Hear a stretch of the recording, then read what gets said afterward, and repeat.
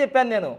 షర్మిలమ్మది, పవన్ కళ్యాణ్ గారిది, చంద్రబాబు నాయుడు గారిది, లోకేష్ బాబు గారిది, జగన్మోహన్ రెడ్డి గారిది చెప్పానా.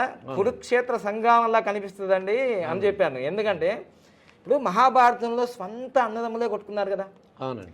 అసలు ఇప్పుడు రాజకీయ చరిత్రలో ప్రపంచంలోనే స్వంత చెల్లనే విమర్శించే స్థాయికి దిగజారిపోయిందంటే రాజకీయాలు ఎలా ఉన్నాయి చూసుకో. అంటే రాజకీయాలకి ఎవరు అతీతం కాదని నిరూపించబడ్డది అక్కడ. సీటే ముఖ్యం. అన్న లేదు, తమ్ముడు లేదు, చెల్లి లేదు. రాజకీయం ఉందే, మానవ సంబంధాలు లేవు. మేము గెలవాలి. అన్న అయితేంది, తమ్ముడు అయితేంది. చూసారా. అందులో 13వ తారీఖు వచ్చింది కాబట్టి ఇది రాహుకు సంబంధించింది. చాలా చాలా చాలా మీ క్యాలిక్యులేషన్స్ ఎవరైతే అనుకుంటున్నారో గెలుస్తాడు అనుకున్నవాడు ఓడిపోతాడు. ఓకే. వై? రాహు తలకాయ మేధస్సు